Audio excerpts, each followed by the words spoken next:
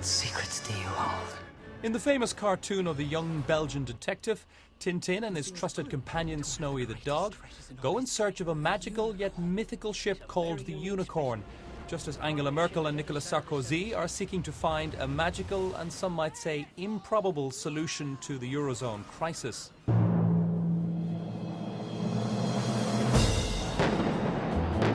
So what sort of solutions might be drawn up? With strikes and riots now on a weekly basis in Athens, it seems inevitable that Greece simply won't be able to repay all its debts. In July, the talk was of a 21% write-down or haircut. Now the betting is on those who lent money to Greece getting only 40 or 50% of their money back. But if the Greeks get a massive write-off, why not the Portuguese or the Irish who have reformed their ways? Default on one's debt is an enormous disruption to an open trading economy like ours. We believe in rebuilding our economy based on export-led recovery. We do not see default as an approach that would have any relevance to Ireland. In advance of any Greek haircuts, Europe urgently needs to fortify its banks. The IMF has suggested that all European banks, including potentially RBS in Britain, need around 200 billion euros of new money to survive a Greek default. But the European Banking Authority says they may now only need an additional 80 billion euros. The last key element to avert the crisis is a beefed-up Euro Rescue Fund, EFSF. At the moment, there's 440 billion euros in that pot. The plan is to leverage or mortgage up that money to get a much larger amount, potentially 2 trillion euros. That sounds straightforward, but it's not, especially when a third of that fund has already been committed to Ireland, Portugal and Greece. As senior politicians pack their bags for their respective hotel suites, one senior bureaucrat wondered whether there was any point in doing so. Any and every decision about the single market's future is going to be taken by France and Germany, and both those countries come with considerable baggage. French banks own 43 billion euros in Greek government debt. Assuming a massive Greek write-off, those banks will need substantially more capital from Paris. The problem facing Mr. Sarkozy and the entire Eurozone is that recapitalising banks could jeopardise France's precious AAA rating, which itself jeopardises the EFSF. And if the bailout fund is beefed up, the French and the Germans have two very different opinions on how it should be used. The French are thinking of the EFSF as a bank to inject money.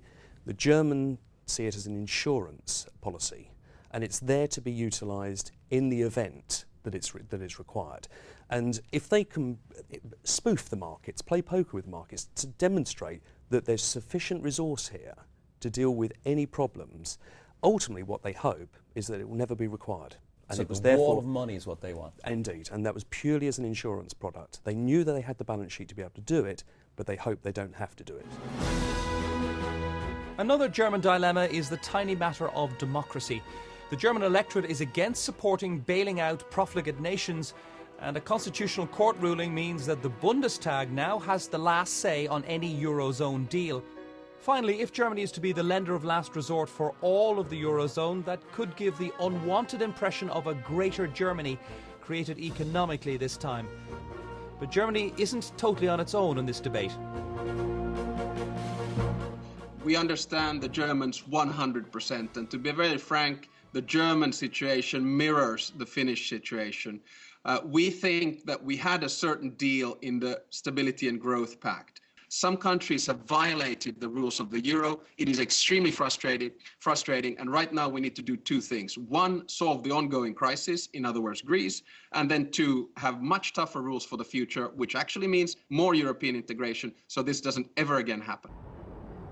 If there is no deal over the next few days, then the least worst case scenario would see markets accepting that governments would repay all their debts, the voting public accepting a drop in their living standards, banks accepting lower profits and bonuses, and governments accepting the meddling of Brussels and or Frankfurt in their budgetary affairs. For many people, that is accepting the unacceptable. The cataclysmic outcome would be a sudden and uncontrolled default, collapse of the Eurozone, and instant global recession which might feel like a depression. But as Tintin fans will tell you, the solution to the mystery was eventually found not at sea, but right under their noses. Captain Haddock's, to be precise. Thanks, I'm Tintin, by the way. Haddock. Archibald Haddock.